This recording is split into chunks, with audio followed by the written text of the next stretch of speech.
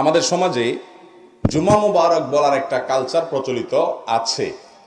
জুমার দিন হলে বা বৃহস্পতিবার দিবাগত রাত হলে দেখা যায় একে অন্যকে কি বলে, জুম্মা মুবারক। ওই যে ঈদ মুবারক বলে, ডান থেকে শ্যামাদের জন্য দেখতে পাচ্ছেন, একটু পিছাই দিতে বলতেছে।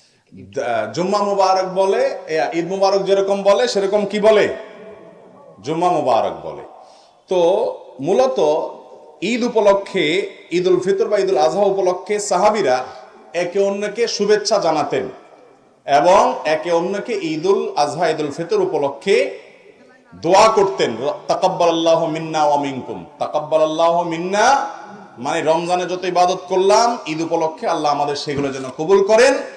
আর কোরবানির ঈদে আগে জিলহজের প্রথম 10 দিন ইবাদত বন্দেগী যা করতে পারলাম সেগুলো যেন আল্লাহ আমাদের কবুল করেন। ঈদটা হলো মূলত ইবাদতের কারণে। রমজানের সারা মাস ইবাদত করেছেন,